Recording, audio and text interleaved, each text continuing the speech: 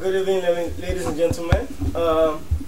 Jag vill fråga, kan alla svenska? Nej. Hur många som inte kan svenska?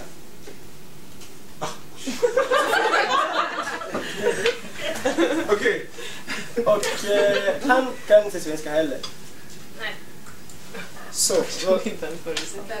Ja, precis. Det är så här.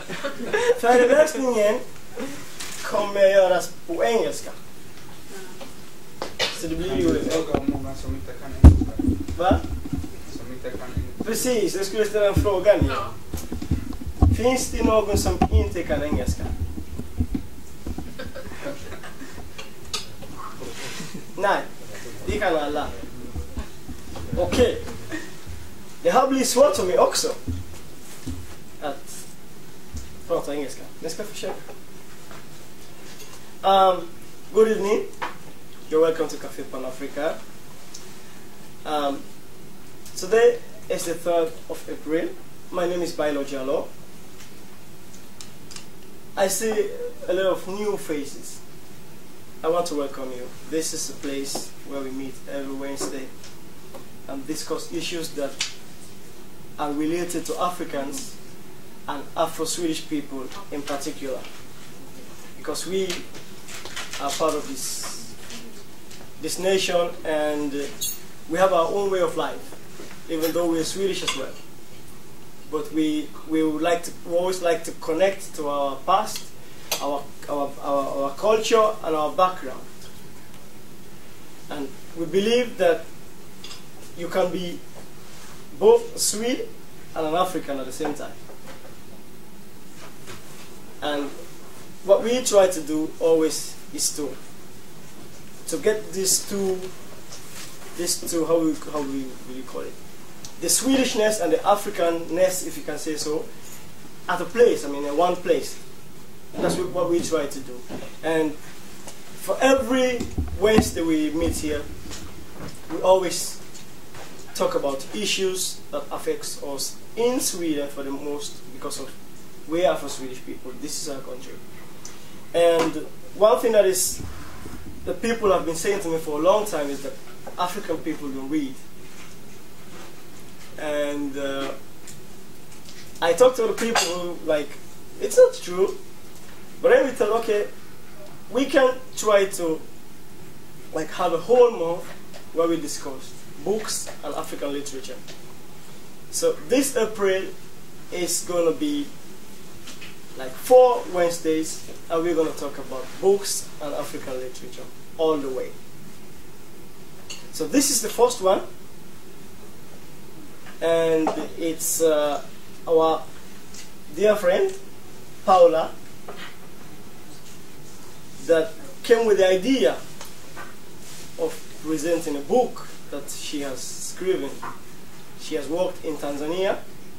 She is a researcher and would like to share with us her experiences, and the book is called Digital Drama. But this subject is digital culture in Tanzania anyway.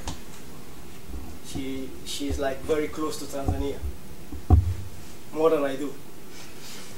And she's going to talk for like 3/4 of an hour, and then we take a break.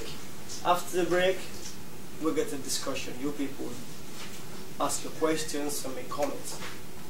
So, Paula, and don't forget, you can ask your questions in Swedish as well.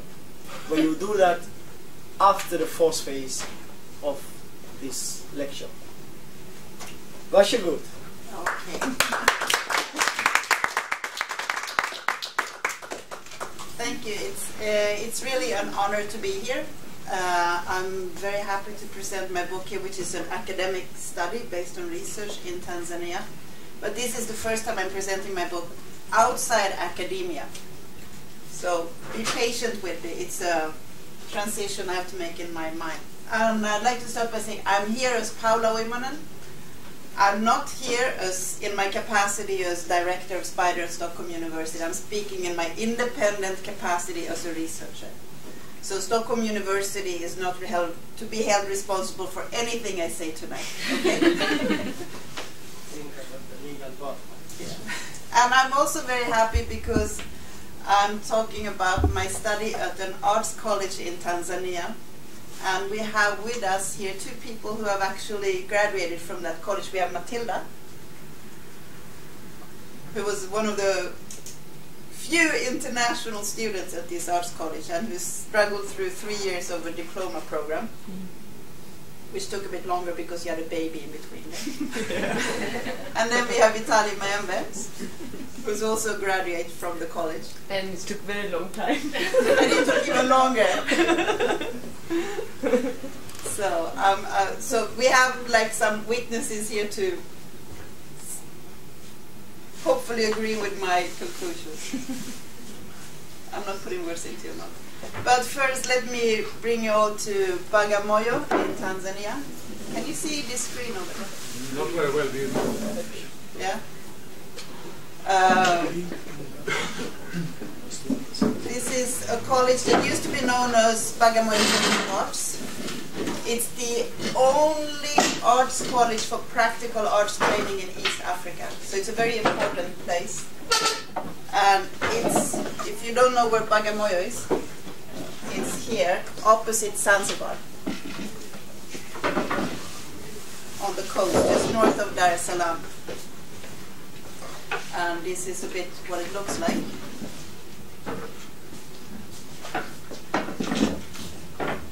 And let's see, just some images.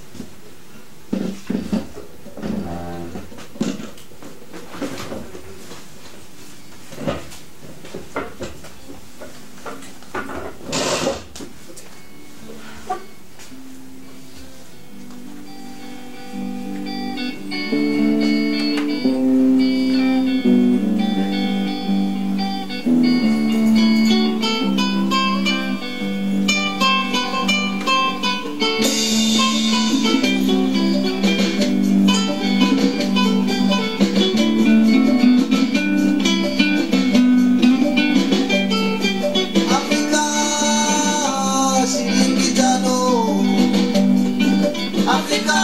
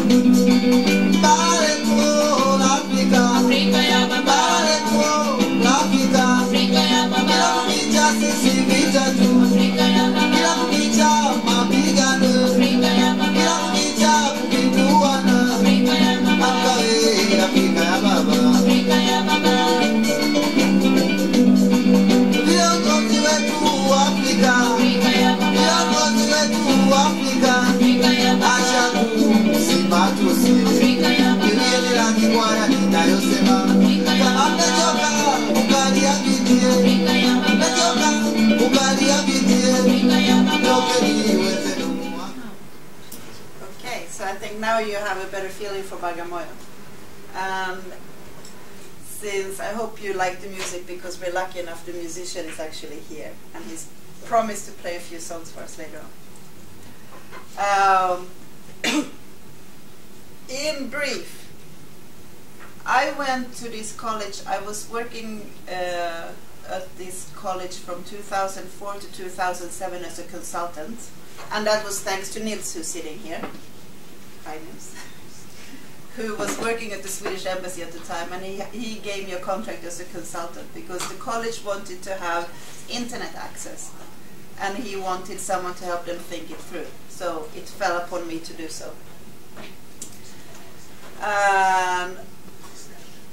I advised the college on a strategic plan for internet access, what to do with it, and then I monitored their internet-related activities for a few years. So I was there a few weeks at a time, several times a year for that period. Then in 2009, I returned there as an anthropologist, as an academic.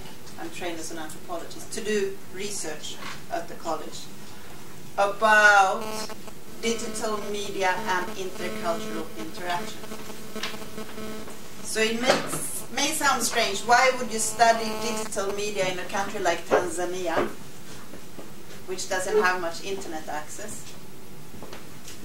But it is by virtue of it being a country which doesn't have that much access but has some access, which makes it also very interesting. We live in a globalized world, but this world doesn't look the same for everyone. And even though people all over the world have internet access, the conditions for having that access vary tremendously between places. And that's what this book tries to explain. So I've been focusing on that. What does digital culture look like in a place like Tanzania? Since the place I chose to study was an arts college, I also became interested in the history of that college and what had happened with that college when it was transformed into something called an executive agency, which is some kind of a more of a private sector type government agency. This is an idea that you've seen this in Sweden too. It's the kind of dismantling the welfare state and making people who take care of companies who take care of elderly, or schools are being privatized. All that. It's a global trend, and it's certainly happening in Tanzania too. And it actually happened at this college. And then I was interested to see what were the effects of this reform at this college. It became an executive agency in 2007, and I was there 2009 to see, okay, what had happened. The whole point of becoming an executive agency was to deliver public services more efficiently and more effectively. The reality I found in this college was the opposite. I will get back to that.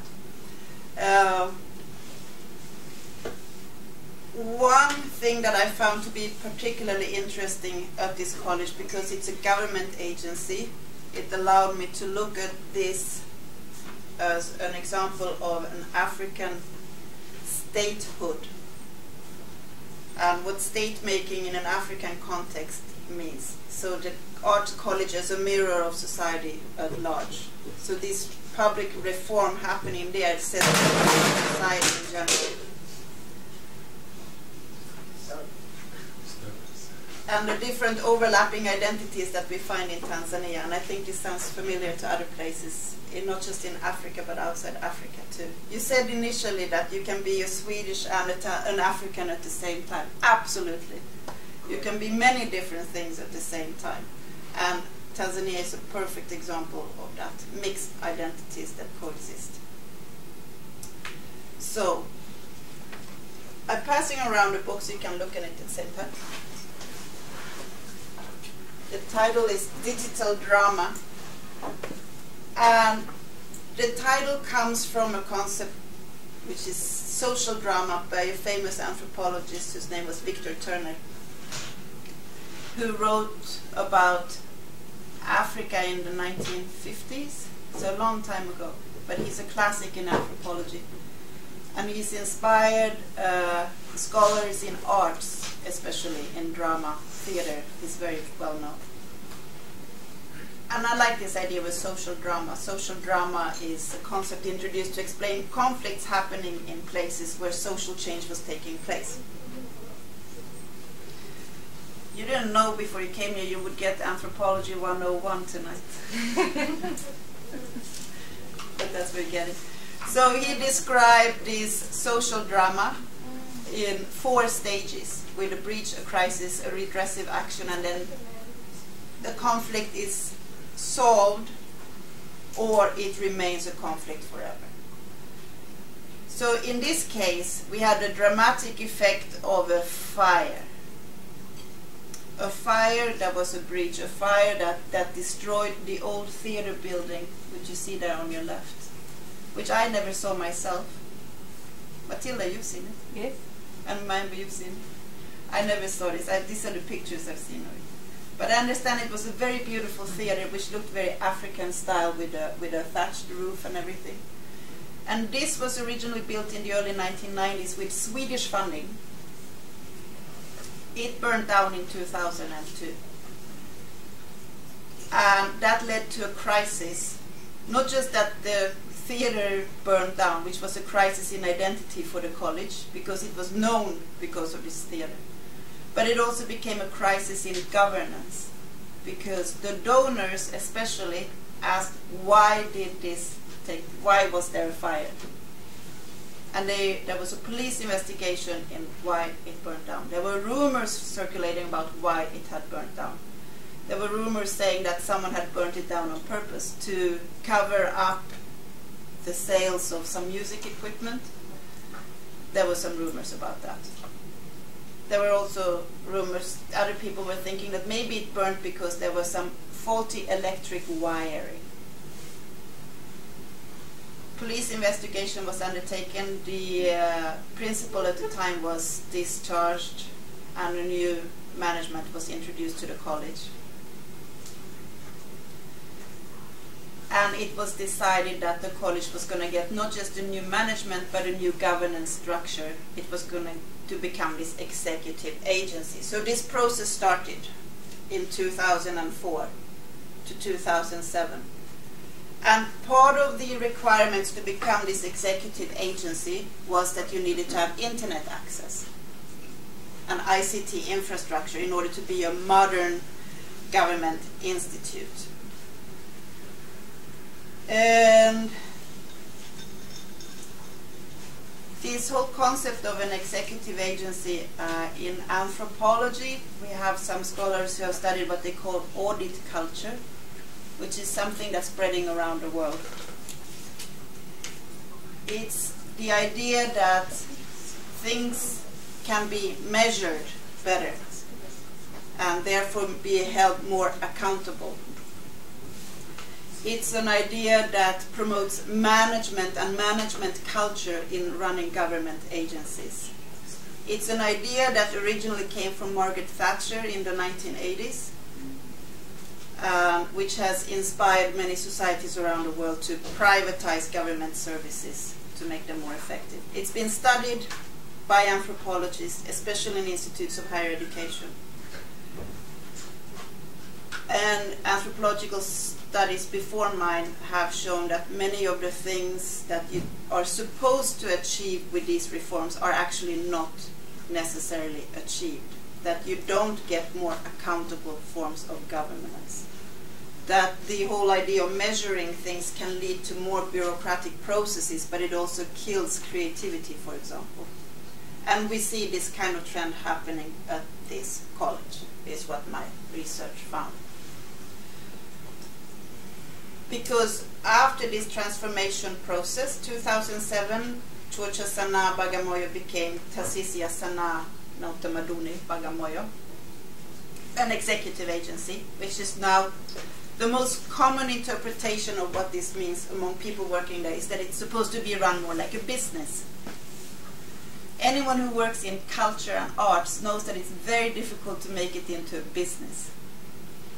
It's hard to do that in Sweden. It's even harder to do it in one of the poorest countries in Africa. Try to make business out of arts.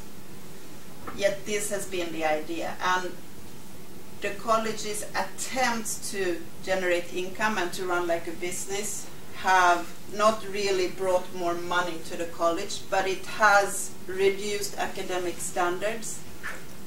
It has reduced the quality of performances. So in many ways, as an academic institute, the college has gone down while failing to earn money. Of course, other things intersect with this too, because there are different interpretations of power and governance and what it means to be manager. And the final chapter in my book talks about eating in general, because that's also taking place. So I'm taking you to the abstract heights of liminality and the state of realization. In order to explain this strange happening, where it's not like history evolves in one given direction, but it is what's happening now builds on what was there before, and those things that were there before still exist at the same time as the new layer comes. I call that a state of creolization, which is a way of being creolized. Are you familiar with the word creolization? Yes, I do. Yeah? How do you understand that concept? It has to be, from my perspective, Yeah. when you talk about Creole, think about my country, Sierra Leone. You know, we have this Creole people. It's like a set of former slaves, and they have their own language, and they are a little more like connected to West, more to the West like than to Africa. And I have heard a lot about Creole around like Caribbean days. Thanks for that, because the term actually comes from the Caribbean, and they talk about creolization in relation to the history of slavery and cultures that came from descendants of slaves, which were also mixed. It was plantation cultures. That's where the term comes from. In anthropology, it's also used to explain cultural mixing, but in the context of center-periphery relations in the world. So it's linked to the differences between centers of power and more peripheral societies. So there's an inequality aspect to that term. And here it comes very much to the fore in a place like Tanzania, where government reforms are not necessarily dictated by the national government. It's dictated by donors outside, and the World Bank, IMF, all these other important players who sort of set a global agenda, and then a country like Tanzania is supposed to adopt that. And they do. But as they adopt it, they change it too. They adjust it to local conditions. So in the end, it's not what Margaret Thatcher thought about, which is being implemented in Tanzania, but it's a local version of that. But it's still tied in with these relations of dependency to global power. And I saw this like symbolically on the website of the college, which used to be sanabagamoyo.com.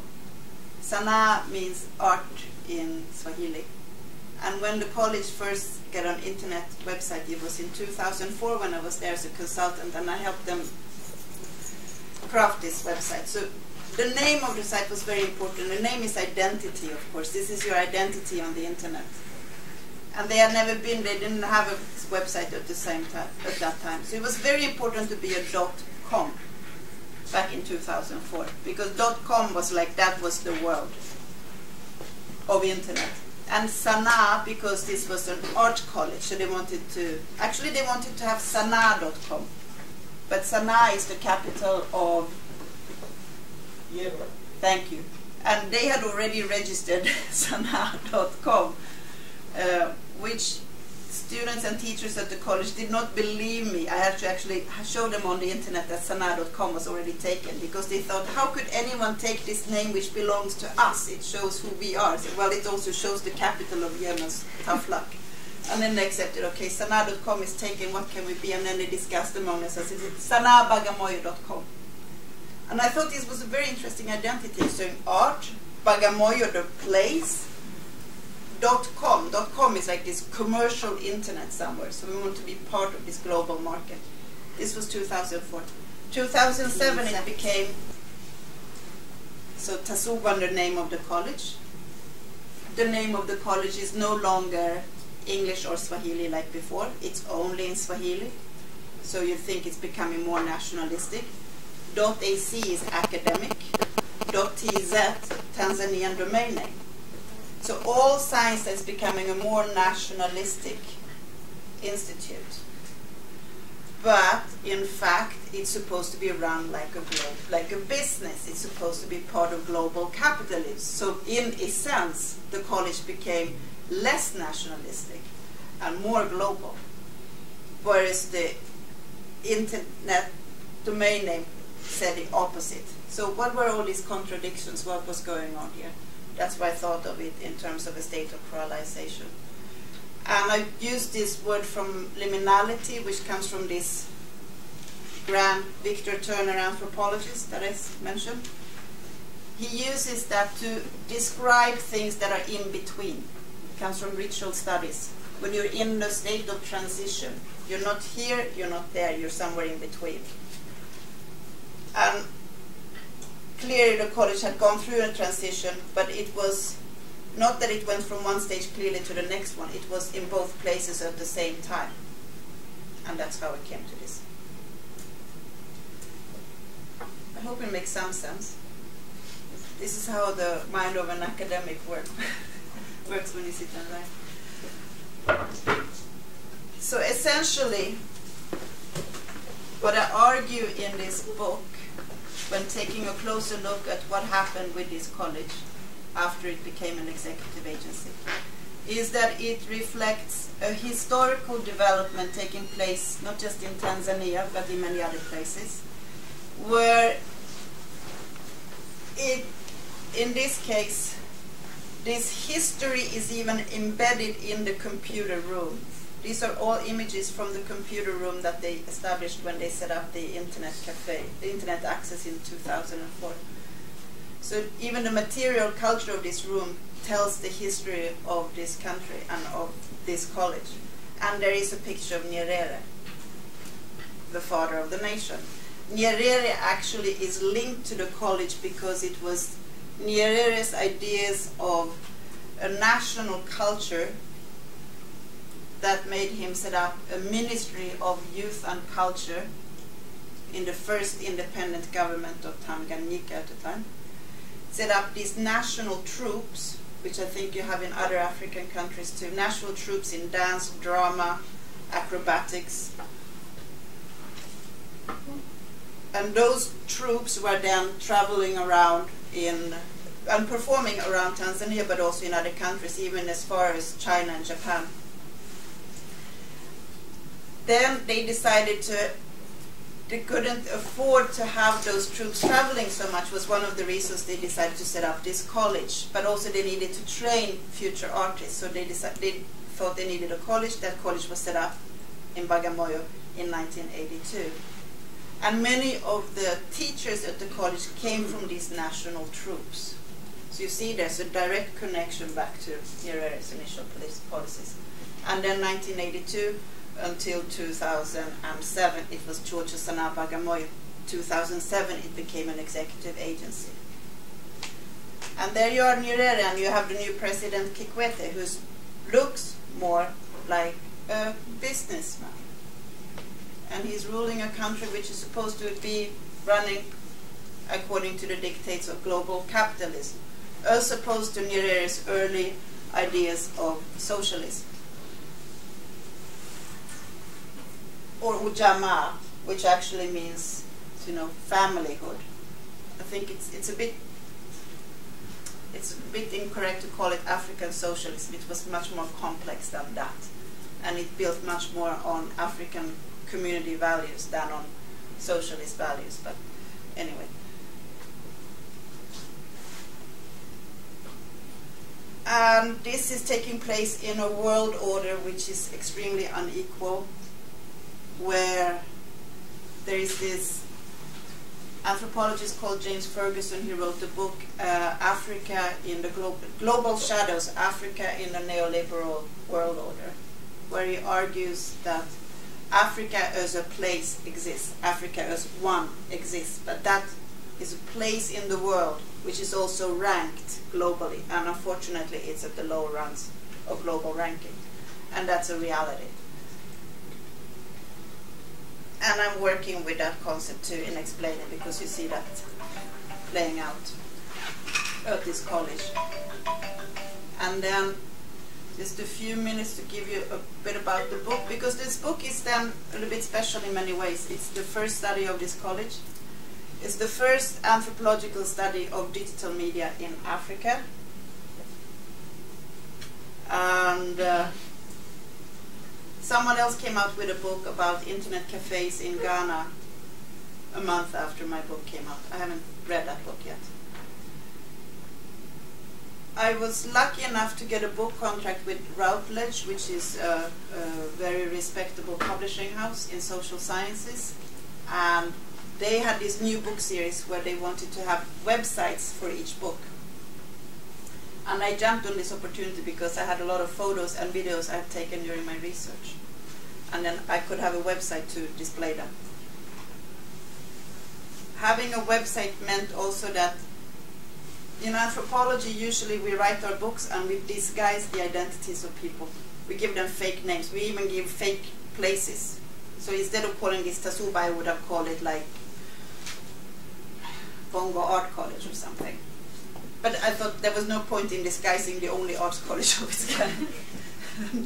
And when I knew that I was going to have a website with a book, I thought, I can't hide the identities of people.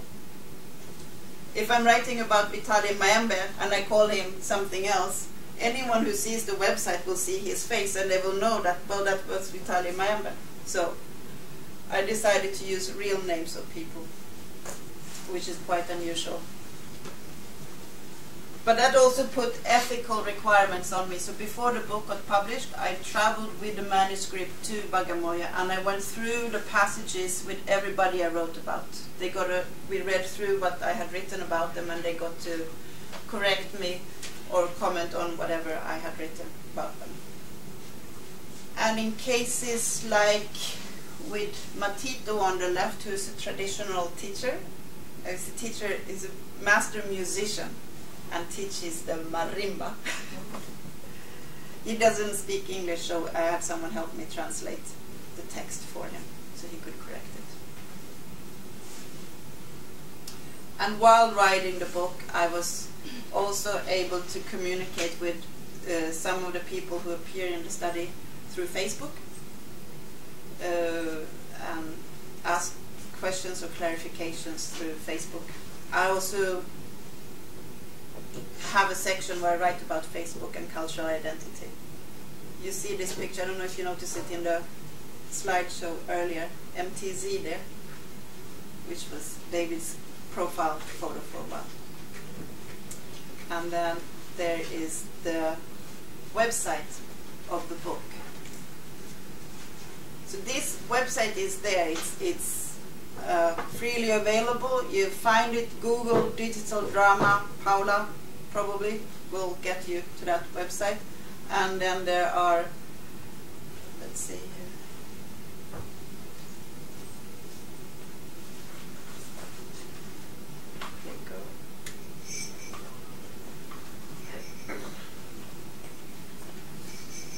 Lots of photos and video clips from the study. It wasn't easy to do this. Believe me, it was like I had to write a different story because anyone can come to this website without reading the book, so it had to somehow make sense. So I'm trying to give some context without giving the book away. I'm picking out some bits and pieces of the story. And then inside the book, if you flick through, you find these icons. There's an e-book version, and those icons are then hyperlinked, so they go straight to the parts in the website. It's kind of cool. It's a new book series. It's a new way of publishing books, and it's very cool that it's a book about digital media in Tanzania that is part of that. It wouldn't be so self-evident, maybe. If anyone had written a book about digital media in California or in Sweden, they would say, yeah, of course, but to write it about Tanzania, and it's in that series, so that's kind of neat.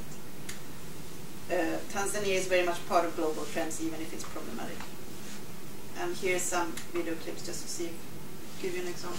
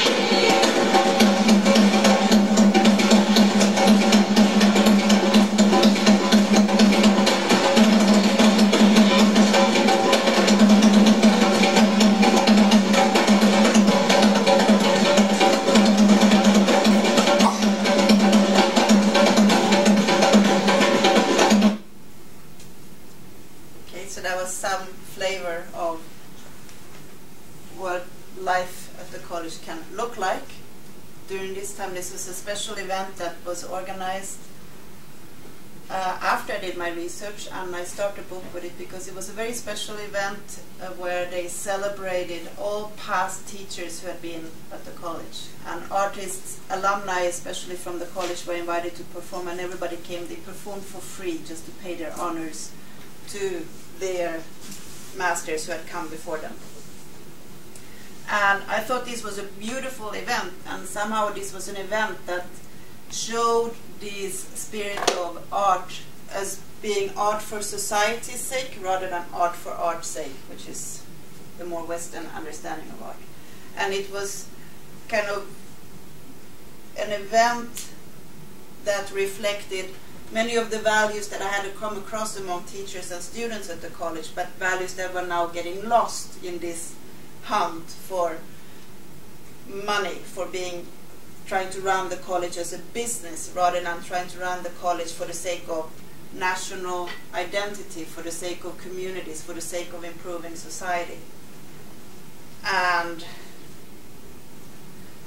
to the point where these master musicians you see here drumming, these older men, they were considered as useless at the new college because they didn't have formal degrees, university degrees in arts. And that was one of the requirements of this new brave executive agency. It was supposed to be more formalized, more modern kind of institution. So teachers should have university degrees, at least bachelor's, preferably masters. So someone like Maulidi here, who's a master drummer, suddenly his qualifications are considered useless. And I thought that was very, very sad. And I wanted to reflect and problematize that development, not just because it's taking place in Tanzania at this particular arts college, it's happening all over the world. And I think as a social scientist, it's also my duty to critically shed light on problematic developments in society and to be a critical voice and speak up against some of those developments, especially when it strikes at the cultural heart of a nation which has always tried to not only promote a strong sense of national unity, but also a very strong sense of African unity. Because we all know Nkrumah's role in Pan-Africanism, but Nyerere was also extremely important in Pan-Africanism. And all those values are now getting lost in this chase for global capitalism. And with that, I